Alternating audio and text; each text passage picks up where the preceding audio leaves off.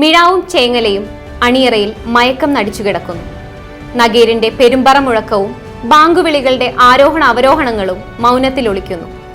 അപ്പോൾ ഇരിങ്ങാലക്കുടയുടെ നീലനഭസിൽ രണഭേരി മുഴങ്ങുകയായി. വരാനിരിക്കുന്ന മത്സരപ്പോറ്റിന്റെ കൊമ്പുവിളി. ജനപക്ഷം 2025. 649 പുരുഷ വോട്ടർമാരും 723 സ്ത്രീ വോട്ടർമാരും അടക്കം 1372 വോട്ടർമാരുള്ള 7ാം വാർഡായ മാടായിക്കോണം വാർഡ് ജനറൽ വിഭാഗത്തിൽ ഉൾപ്പെടുന്നു. വടക്ക് ആനന്ദപുരം നെല്ലായി റോഡ് മുതൽ കോന്തിപുലം പാടം വരെയും കിഴക്ക് മാടായിക്കോണം പുഞ്ചപ്പാടം മുതൽ കുഴിക്കാട്ടുകോണം സ്കൂൾ വരെയും തെക്ക് കുഴിക്കാട്ടുകോണം സ്കൂൾ മുതൽ കള്ളുഷോപ്പ് വഴി കുഴിക്കാട്ടുകോണം റോഡ് വഴി കരുവന്നൂർ സഹകരണ ബാങ്ക് ബ്രാഞ്ച് വഴി വരെയും പടിഞ്ഞാറ് കരുവന്നൂർ സഹകരണ ബാങ്ക് ബ്രാഞ്ച് മുതൽ കുഴിക്കാട്ടുകോണം നമ്പ്യാങ്കാവ് വഴി നന്ദിക്കര മാപ്രാണം റോഡിൽ മാടായിക്കോണം സ്കൂൾ ജംഗ്ഷൻ വരെയുമാണ് അതിർത്തി. UDF സ്ഥാനാർത്ഥിയായി വിനീത പള്ളിപ്പുറത്ത്, LDF സ്ഥാനാർത്ഥിയായി RL ശ്രീലാൽ, NDA സ്ഥാനാർത്ഥിയായി TK ഷാജു എന്നിവരാണ് ജനവിധി തേടുന്നത്. രണ്ടുപേർ പുറത്തുനിന്ന് നിൽക്കുന്നവരാണ്, പുറത്ത് വാർഡിൽ നിന്ന് വന്ന് നിൽക്കുന്നവരാണ്. ഞാൻ ഈ വാർഡിൽ ജനിച്ചു വളർന്ന ആളാണ്. അപ്പം ജനിക്കുന്ന ഒരു വിശ്വാസം, അങ്ങനെ ശബരിമല കേസ് അങ്ങനെയൊക്കെ വരുമ്പോൾ വിജയിക്കുന്നതാണ് പ്രതീക്ഷ. ഇത്ര നാളും LDF ആയിരുന്നു, ഇതിപ്പോൾ അതിൽ നിന്ന് മാറി ഞങ്ങൾക്ക് കിട്ടുന്ന ഒരു പ്രതീക്ഷയുണ്ട്. പിന്നെ ജനങ്ങളുടെ ആവശ്യങ്ങൾ നിറവേറ്റി കൊടുക്കുക, കുടിവെള്ള പ്രശ്നങ്ങൾക്ക് പരിഹാരമാണ്. കഴിഞ്ഞ 25 വർഷം ഇരിങ്ങാലക്കുട നഗരസഭ UDF ആയിരുന്നു. ആ UDFൻ്റെ 25 വർഷത്തെ ഭരണം എന്ന് പറയുന്നത് തീർത്തും ജനങ്ങൾക്ക് ഒരു ഉപകാരം ഉണ്ടാവുന്ന ഒരു സ്ഥിതിയിലായിരുന്നില്ല എന്നുള്ളതാണ് പൊതുവിൽ കഴിഞ്ഞ കാലത്തൊരു സമരങ്ങളും ആളുകളുടെ അഭിപ്രായങ്ങളൊക്കെ സൂചിപ്പിക്കുന്നു. ഇപ്പോൾ ഇടതുപക്ഷം തന്നെ നിരവധി സമരങ്ങൾ ചെയ്തിട്ടുണ്ട്. നമ്മുടെ നഗരത്തിലെ റോഡുകൾ ഏറ്റവും ശോചനീയമായിട്ടുള്ള അവസ്ഥയിലാണ്. നഗരത്തിൻ്റെ വികസനത്തിന് മാതൃകയായി നമുക്ക് ചൂണ്ടിക്കാണിക്കാൻ ഒന്നുമില്ല. നഗരത്തിൻ്റെ ബസ് സ്റ്റാൻഡ്, ടൗൺ ഹാള്, അതിൻ്റെ അറവുശാല, പിന്നെ അതുപോലെ തന്നെ ട്രഞ്ചിങ് ഗ്രൗണ്ട്, അങ്ങനെ ഒരുപാട് പദ്ധതികൾ, അതെല്ലാം തീർത്തും ജനങ്ങൾക്കൊരു ഉപകാരപ്രദമാവുന്ന രീതിയിലല്ല എന്നുള്ളതാണ്.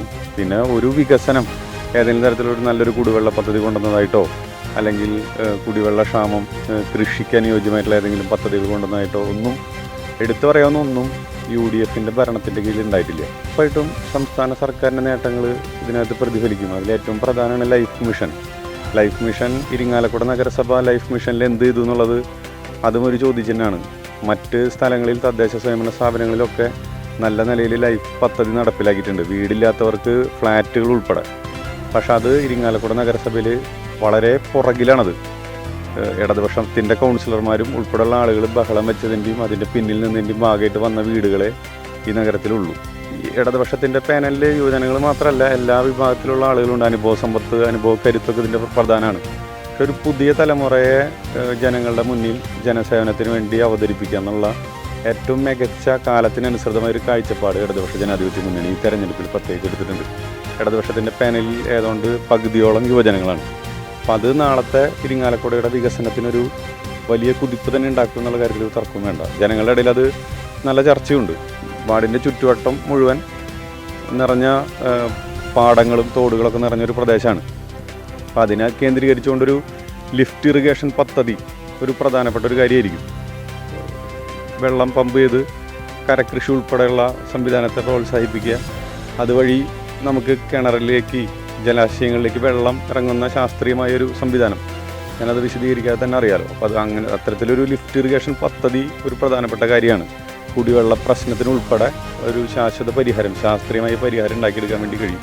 പിന്നെ നമ്മുടെ വാർഡിൻ്റെ വിവിധ പ്രദേശങ്ങളിൽ പാനാറ്റുകടവ്, അതുപോലെ തന്നെ കോന്തിപുലം പാടം ഉൾപ്പെടെയുള്ള പ്രദേശങ്ങളെ നമുക്ക് മനോഹരമാക്കുന്നതിൻ്റെ ഭാഗമായിട്ട് ബ്യൂട്ടിഫിക്കേഷൻ പ്രൊജക്റ്റുകൾ ഉൾപ്പെടെ കൊണ്ടുവരാൻ വേണ്ടി കഴിയും.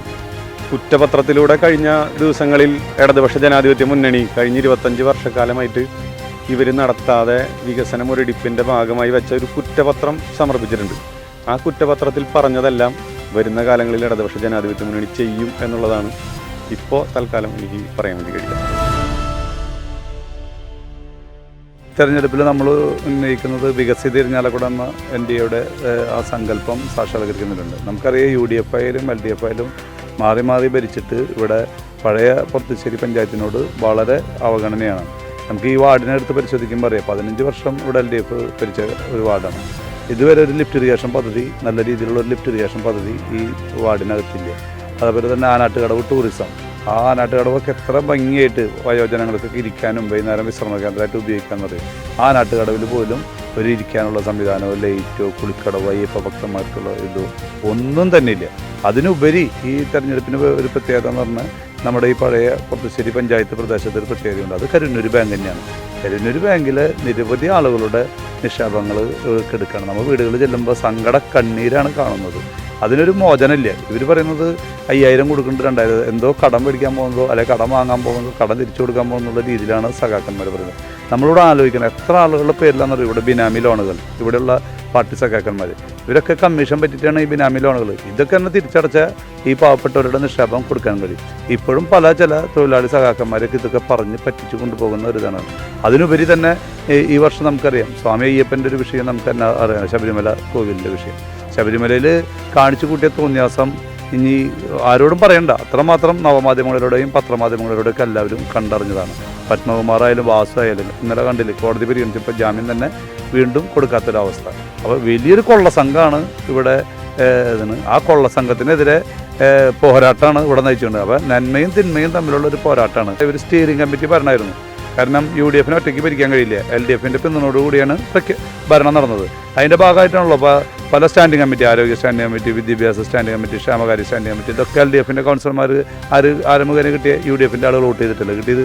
അപ്പോൾ ഇവർ തമ്മിലുള്ള പരസ്പര ധാരണയാണ് ഇതിൻ്റെ ഈ ഭരണ പരാജയത്തിന് എല്ലാവരും ഉത്തരവാദിയാണ്. ഇപ്പോൾ നമുക്കറിയാം ബൈപ്പാസ് റോഡായാലും അതേപോലെ തന്നെ ഒരു ശ്മശാനം പ്രോജക്റ്റ് കൊണ്ടുവരാൻ കഴിഞ്ഞിട്ടില്ല. ഏത് കാര്യങ്ങളും എടുത്ത് നോക്കിക്കോ, കുടിവെള്ളത്തിനായാലും ഇത് ഇവിടെ പരിഹാരം കണ്ടെത്തിയത് PMAY പദ്ധതി പ്രകാരം, ആവാസ് യോജന പദ്ധതി പ്രകാരം 797 വീട് കൊടുത്തതും അതുപോലെ തന്നെ അമൃത് പദ്ധതി പ്രകാരം 13 കോടി ചെലവഴിച്ച മാർക്കറ്റിൽ കുടിവെള്ള ടാങ്കും ഇതൊക്കെ കേന്ദ്ര ആവിഷ്കൃത പദ്ധതിയാണ്. അതുകൊണ്ട് തന്നെയാണ് BJP പറയുന്നത് വികസിത ഇരിഞ്ഞാലക്കുട എന്ന സങ്കല്പത്തിലേക്ക് ഭാരതീയ ജനതാ പാർട്ടിയുടെ അല്ലെങ്കിൽ ദേശീയ ജനാധിപത്യത്തിൻ്റെ സഖ്യത്തിൻ്റെ സാരഥികളെ വിജയിപ്പിച്ചാൽ അത് സാക്ഷാത്കരിക്കും. ഫസ്റ്റ് പ്രയോറിറ്റി ഞാൻ നേരത്തെ പറഞ്ഞ കാര്യം തന്നെയാണ് ലിഫ്റ്റ് ഇറിഗേഷൻ. ഇവിടെ വളരെ കുടിവെള്ളക്ഷാമം പരിഹരിക്കുന്നത്. 15 വർഷമായിട്ട് ഇവിടുത്തെ കൗൺസിലർ, അവർക്ക് MLA ഉണ്ട്, ഇതുണ്ട്, എന്നിട്ട് പോലും ഒരു കുടിവെള്ള ക്ഷാമം പരിഹരിക്കുന്നതിന് വേണ്ടി ഒരു ലിഫ്റ്റ് ഇറിഗേഷൻ പദ്ധതി കൊണ്ടുവരാൻ കഴിഞ്ഞിട്ടില്ല. അതുപോലെ തന്നെയാണ് ആനാട്ടുകടവ് ടൂറിസം. അതുപോലെ തന്നെ ഇവിടെ ഈ മടയക്കോണ സ്കൂളിൽ അങ്ങോട്ട് താഴേക്ക് ഇറങ്ങുമ്പോൾ ഈ പാടശേഖരമായി ബന്ധപ്പെട്ടിട്ടുള്ള വിഷയങ്ങൾ. ഇവിടെ നെൽകർഷകരുടെ വലിയൊരു കേന്ദ്രമാണ്. അവർക്ക് വേണ്ട നെല്ലറ കേന്ദ്രങ്ങൾ, വിത്തുകൾ സൂക്ഷിക്കുന്നതിന് സബ്സിഡികൾ, അതുപോലെ മെഷീൻസ്, ക്ലാസ്സുകൾ.